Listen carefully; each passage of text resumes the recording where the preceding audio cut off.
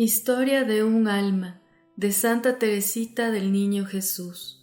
Audios de Unidos en el Amor a Jesús. Capítulo 4. Nuevas separaciones. Pero antes de ver a la familia reunida en el hogar paterno del cielo, tenía que sufrir aún muchas separaciones. El mismo año en que fui recibida como hija de la Santísima Virgen, ésta me arrebató a mi querida María, el único sostén de mi alma. María era quien me guiaba, quien me consolaba, quien me ayudaba a practicar la virtud. Ella era mi único oráculo. Es cierto que Paulina ocupaba un lugar privilegiado en mi corazón, pero Paulina estaba lejos, muy lejos de mí. Me había costado un verdadero martirio acostumbrarme a vivir sin ella, a ver interpuestos entre ella y yo unos muros infranqueables, pero al fin había acabado por aceptar la triste realidad. Había perdido a Paulina casi como si hubiera muerto. Ella me seguía queriendo, sí, y rezaba por mí, pero a mis ojos mi Paulina querida se había convertido en una santa que ya no sabía de las cosas de la tierra y las miserias de su pobre Teresa. Si las conociera, le extrañarían y la llevarían a no quererla tanto. Además, aunque hubiera querido confiarle mis secretos, como en los bisonets, no hubiera podido hacerlo, pues las visitas en el locutorio eran solo para María. Celina y yo no teníamos permiso para entrar más que al final y justo el tiempo para que se nos oprimiese el corazón. Por eso, no tenía en realidad más que a María, que me era, por así decirlo, indispensable. Solo a ella le contaba mis escrúpulos y la obedecía tan ciegamente que mi confesor nunca llegó a conocer mi vergonzosa enfermedad. Yo solo le decía el número de pecados que María me permitía confesar, ni uno más, así que podría haber pasado por el alma menos escrupulosa del mundo, a pesar de serlo en sumo grado. María sabía, pues, todo lo que pasaba en mi alma y conocía también mis deseos del Carmelo, y yo la quería tanto que no podía vivir sin ella. Todos los años nuestra tía nos invitaba a ir turnándonos a su casa de Troville. A mí me gustaba mucho ir, pero con María, cuando no la tenía a mi lado, me aburría mucho. Una vez, sin embargo, me lo pasé bien en Trouville. Fue el año en que papá realizó el viaje a Constantinopla. Para distraernos un poco, pues estábamos muy tristes porque papá estaba tan lejos, María nos mandó a Celina y a mí a pasar 15 días en la playa. Yo me divertí mucho porque tenía conmigo a Celina. Nuestra tía nos daba todos los gustos posibles, paseos en burro, pesca de agujas, etc. Yo era todavía muy niña, a pesar de mis 12 años y medio. Me acuerdo de la alegría que sentí cuando me puse las preciosas cintas azules que mi tía me regaló para el pelo, y también me acuerdo que me confesé en Trouville de esa complacencia infantil que me parecía pecado. Una noche tuve una experiencia que me abrió mucho los ojos. María Guérin, que casi siempre estaba enferma, lloriqueaba con frecuencia, y entonces mi tía la mimaba y le prodigaba los nombres más tiernos, sin que por eso mi querida primita dejase de lloriquear y de quejarse de que le dolía la cabeza. Yo, que tenía también casi todos los días dolor de cabeza y no me quejaba, quise una noche imitar a María y me puse a lloriquear echada en un sillón, en un rincón de la sala. Enseguida Juana y mi tía vinieron solícitas a mi lado, preguntándome qué tenía. Yo les contesté como María: me duele la cabeza, pero al parecer eso de quejarme no se me daba bien, pues no pude convencerlas de que fuese el dolor de cabeza lo que me hacía llorar. En lugar de mimarme, me hablaron como a una persona mayor y Juana me reprochó el que no tuviera confianza con mi tía, pues pensaba que lo que yo tenía era un problema de conciencia. En fin, salí sin más daño que el haber trabajado en balde y muy decidida a no volver a imitar nunca a los demás. Y comprendí la fábula de El asno y el perrito. Yo era como el asno, que, viendo las caricias que le hacían al perrito, fue a poner su pesada pata sobre la mesa para recibir también él su ración de besos.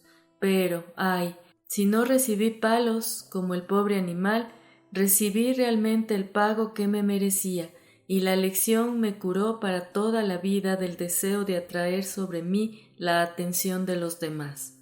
El único intento que hice para ello me costó demasiado caro. Al año siguiente, que fue el de la partida de mi querida madrina, nuestra tía me volvió a invitar, pero en esta ocasión a mí sola, y me encontré tan perdida y tan fuera de lugar que al cabo de 2 o 3 días caí enferma y tuvieron que llevarme de vuelta a Lisieux. La enfermedad que temían que fuese grave no era más que nostalgia de los Bissonnets, y apenas puse los pies en ellos me curé. Bien, pues a esa niña iba Dios a arrebatarle el único apoyo que la ataba a la vida. En cuanto supe la decisión de María, tomé la resolución de no volver a apegar mi corazón a nada en la tierra. Después de salir del internado, me había instalado en el cuarto de pintura de Paulina y lo había arreglado a mi gusto. Era una verdadera leonera, una mezcla de objetos de piedad y curiosidades, un jardín y una pajarera. Así, por ejemplo, en el fondo destacaba sobre la pared una gran cruz de madera negra sin Cristo y unos dibujos que me gustaban. En otra pared, una cesta adornada con muselina y con cintas de color rosa, con hierbas finas y flores. Finalmente, en la otra pared, campeaba el retrato de Paulina a los 10 años, y bajo este retrato tenía una mesa sobre la que estaba colocada una gran jaula en la que había encerrados un gran número de pájaros, cuyo gorjeo melodioso aturdía a los visitantes, pero no a su amita, que los quería mucho. Tenía también el mueblecito blanco, repleto de mis libros de texto, cuadernos, etc., y sobre este mueble tenía colocada una estatua de la Santísima Virgen con floreros siempre llenos de flores naturales y con candeleros, y todo alrededor una gran cantidad de imagencitas de santos y santas, cestitas de conchas, cajas de cartulina, etc. Por último, delante de la ventana, mi jardín colgante, en el que cuidaba macetas con las flores más raras que lograba encontrar. Tenía también en el interior de mi museo una jardinera en la que ponía mi planta favorita. Frente a la ventana estaba colocada la mesa cubierta con un tapete verde, y sobre el tapete, en el medio, tenía puesto un reloj de arena, una imagencita de San José, un portarrelojes, cesta de flores, un tintero, etc., algunas sillas rotas y la preciosa cuna de muñecas de Paulina contemplaban mi ajuar. Realmente esta pobre buhardilla era un mundo para mí, y como el señor de Maistre, también yo podría componer un libro titulado Paseo alrededor de mi cuarto. En esta habitación me gustaba pasarme horas enteras, estudiando y meditando ante el hermoso panorama que se abría ante mis ojos. Al conocer la partida de María, mi cuarto perdió para mí todo su encanto. No quería separarme ni un solo instante de la hermana querida que pronto iba a levantar el vuelo. Cuántos actos de paciencia le hice practicar. Cada vez que pasaba ante la puerta de su habitación, llamaba hasta que me abría y la besaba con toda el alma. Quería hacer provisión de besos para todo el tiempo que iba a verme privada de ellos. Un mes antes de su entrada en el Carmelo, papá nos llevó a Alençon, pero este viaje estuvo muy lejos de parecerse al primero. Todo fue para mí tristeza y amargura. Imposible decir cuántas lágrimas lloré sobre la tumba de mamá, porque me había olvidado de llevar un ramillete de ancianos que había cogido para ella. Verdaderamente en todo encontraba motivos para sufrir, todo lo contrario que ahora, pues Dios me concede la gracia de no abatirme por nada pasajero. Cuando me acuerdo del pasado, mi alma desborda de gratitud al ver los favores que he recibido del cielo. Se ha operado en mí tal cambio que estoy desconocida. Verdad es que deseaba alcanzar la gracia de tener un dominio absoluto sobre mis acciones, de ser su dueña y no su esclava.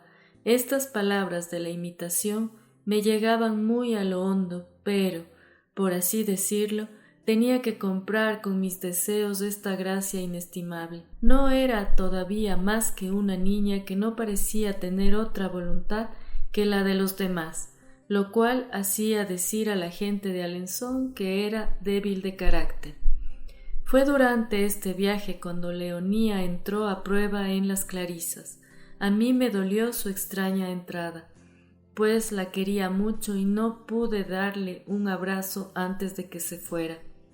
Nunca olvidaré la bondad y la confusión de nuestro pobre papaíto cuando vino a comunicarnos que Leonía vestía ya el hábito de Clarisa.